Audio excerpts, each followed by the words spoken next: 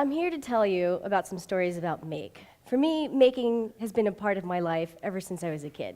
You know, whether it's building a dam in the creek in the backyard with my brother, or if it's about learning from my mom how to make pot stickers from scratch, because those are her family secret recipes that she's passing along to me.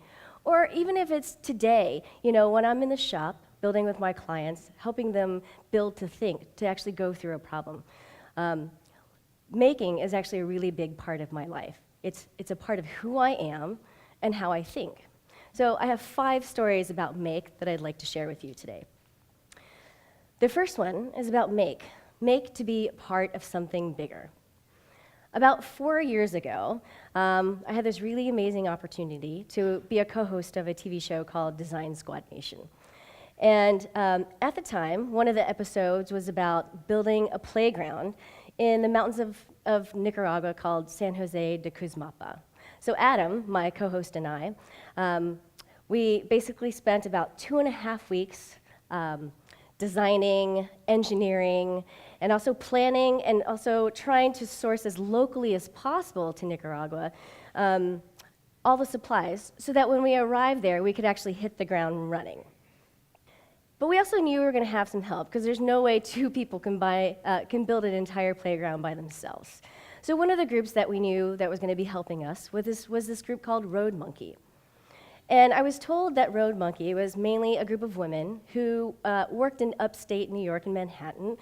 And, well, most of them had desk jobs, and so they weren't very familiar with using power tools. But that's okay, right?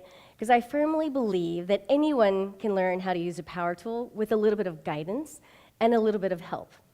So it was pretty cool to see how excited they got when I took the time to explain to them, you know, what this power tool was for, how to use it, and not just that, but how to use it safely. And I also knew that there were going to be 2 other groups from Nicaragua, and despite the language barrier, we had about 100 people show up over the course of 3 days to help us build this. And you know, we had people there across 2 different organizations. One was For Better Children's Foundation, and the other one were basically community members of Cuzmapa. And we had 3 generations of people out there helping. I mean, we're talking about kids that lived in the village. We were talking about their parents, their grandparents, their teachers at the school, as well as their friends that they just invited to come along and build. And it was a really humbling experience to be, you know, working with them, whether it was like digging a big hole, and we dug a ton of holes. And if you haven't dug a hole lately, I mean, digging a hole about 2.5 feet deep, that's pretty challenging, and it's really hard. But whether it was digging holes or moving dirt, or you know, mixing concrete with shovels, assembling these large wooden structures, or even painting murals, we were working side by side to build this together. So what started off as this plot of land that was covered with trees and shrubs and plants ended up a little bit something more like this playground that was embedded in the woods.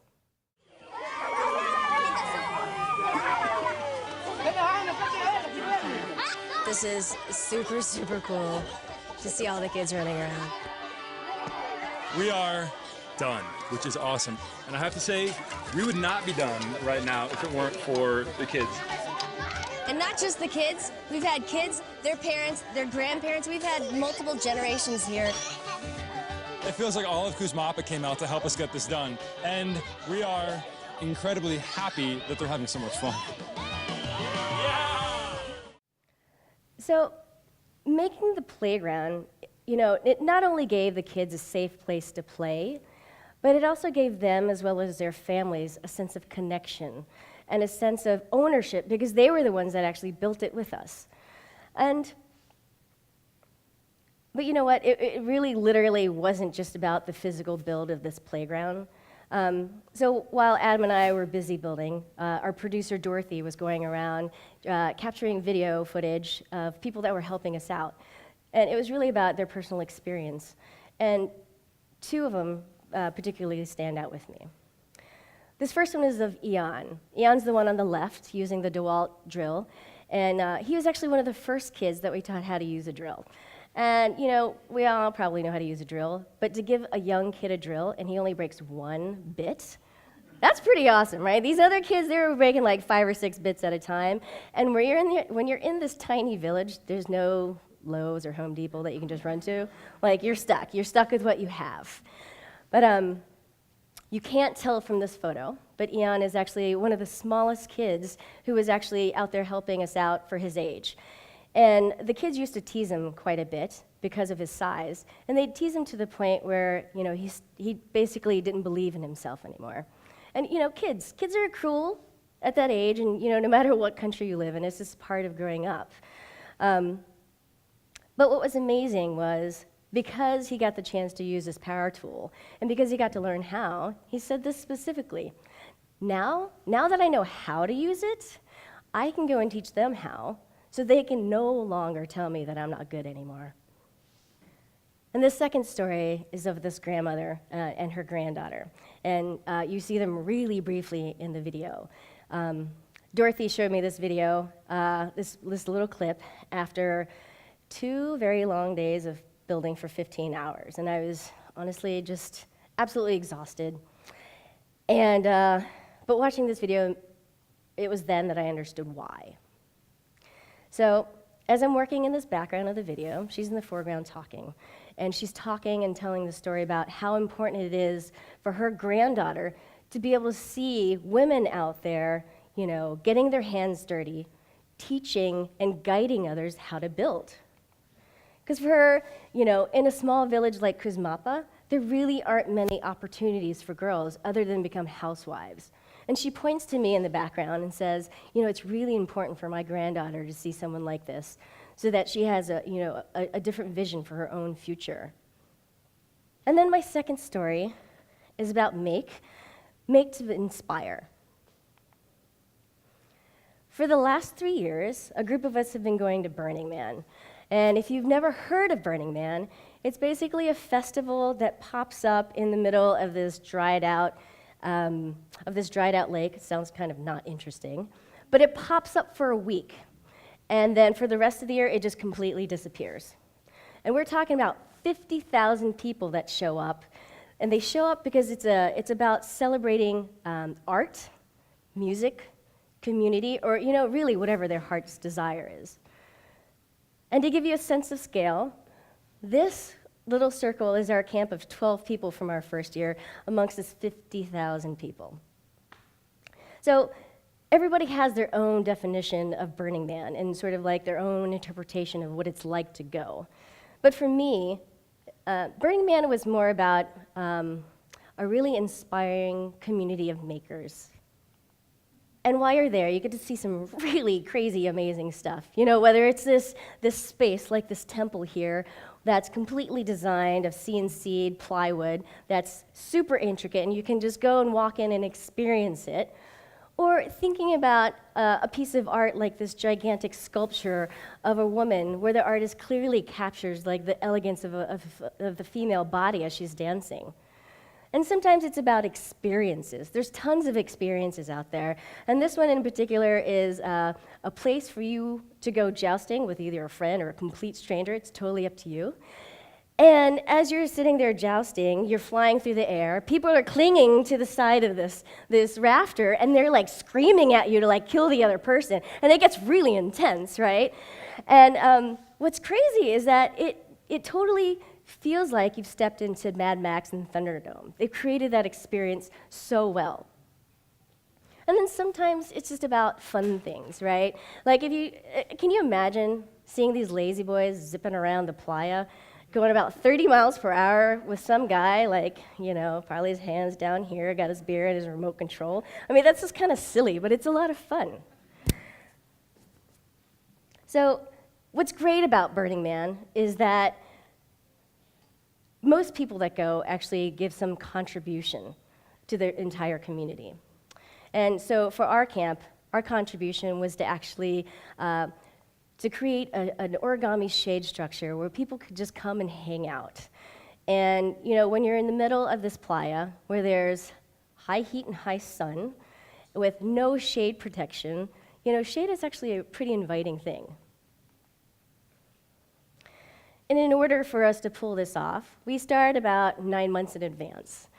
This is Jörg, our friend Jörg. He's basically the mastermind behind the structure each year.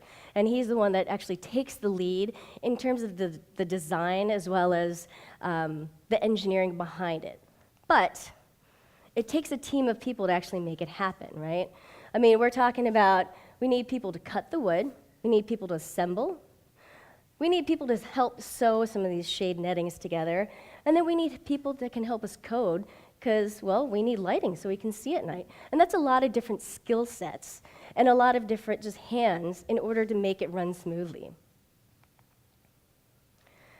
So our first year, we turned this origami shade structure into this tea lounge, where anybody who was walking by could just come on in, chill out, and we'd serve them a nice, refreshing cup of Moroccan tea.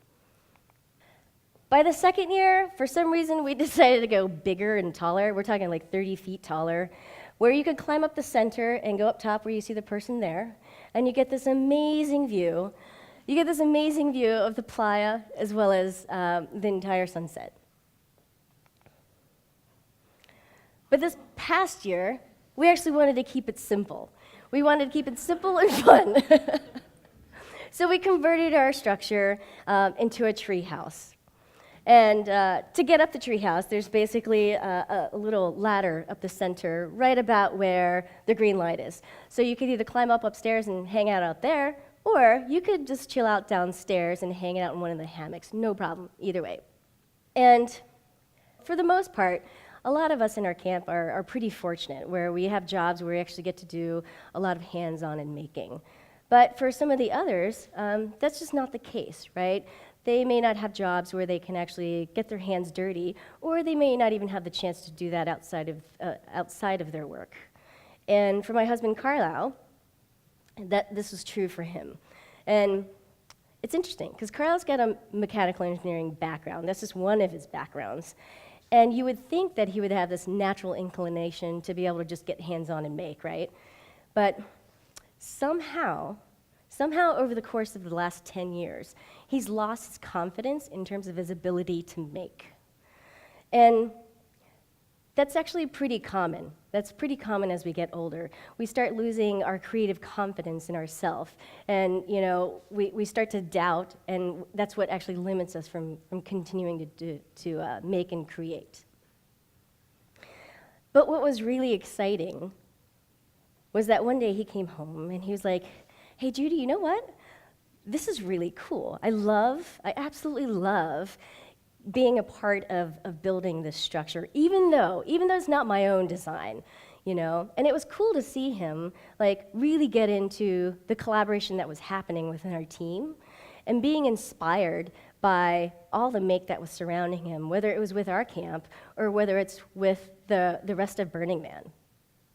And he got so excited that by the third year, he decided he was going to take on his own personal challenge. And so for the third year, he actually built a sound system for our tree house. And as you can see here at night, when the sun goes down, it's pitch dark, right? Without these lights, you can't see beyond this 5-foot bubble, kind of like when you're standing up here. But you can't see beyond this 5-foot bubble.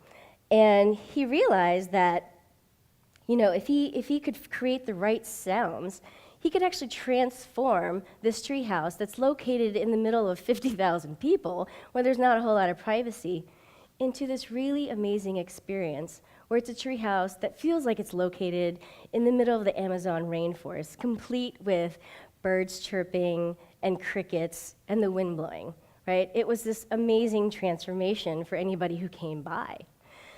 And now that he's been able to kind of unlock his creative confidence, I actually can't wait to see, what he makes next. So you think from those two stories that I had just shared that I'd be confident in my skills with making, right? So my third story is about making to get unstuck. So my husband and I bought a house in San Francisco about 4 years ago, and like any new couple who just spent every last dime onto their new house, there was no money left to do any improvements, but the house needed work. And so we decided to take it on ourselves. So when it came to patching up one of the cracks, when it came to patching up all the cracks in the walls, that was no problem. We could repaint, we could do that ourselves. And same thing went for assembling and installing the cabinets in the kitchen, as well as moving the stove across the room where we actually had to move the gas line. But when it came to this one simple thing, installing a doggy door into our house, that's when I became stuck, right? I started doing all the normal stuff, doing research, thinking about, do I buy one, or do I buy one and install it myself, or do I build one from scratch? And once I decided to buy it, it seemed like there were like 5,000 out there to choose from, and I had to figure out which one of those was actually most energy efficient. And then safety and security became an issue, right? Like, I didn't want to come home and find a neighbor's cat in there, or finding a raccoon just chilling out on my couch. That just wasn't good. And so once those decisions were kind of thought through, I had to think about some really practical stuff, like, what's actually behind this wall? It's this thick, and this side of the wall does not look like this side of the wall. And then it was realizing, it was actually escalating this fear of, what if I hit some magical sweet spot in the house where it's the weak point? When I hit that weak point, this entire house is going to collapse. Then what, right? So here I am freaking myself out. And 3 months later, 3 months for a doggy door, I'm still doing research online, right? And it was then that I realized, man, I'm stuck. And it wasn't about those little decisions that I had to make. It was actually this big fear of putting a hole in the most expensive thing that I'd ever purchased, right? I mean, think about your car. You wouldn't go home and just start drilling a hole in your car just for the hell of it, right? And a car is like this much value compared to your house. So this is crazy. But to help me get unstuck, I went and talked to some people, and they basically had all the same advice. Just drill a hole in it, peek in, see what's behind it, and if it doesn't work out, it's okay, just patch it up. Great. Sound advice, I had to make sure they were really right, and I asked like 10 more people. And then one night, Friday night, 10 o'clock, because that's the best time to do construction when you can't see, I put on my headlamp, got my drill out, and like sheepishly started drilling a hole into this wall. And it was in this process that I'm drilling through this wall that I'm like, it's dawning on me that, a house is just a really basic structure made of wood. I know this stuff. I know how to handle wood. I know how to make stuff. And it was just bizarre, because suddenly, like, this challenge of installing a doggy door became completely doable. It was no longer this big, inflated problem that I had created out of some fear in my head. Drilling this stupid hole into the wall, actually made it helped make me get it unstuck.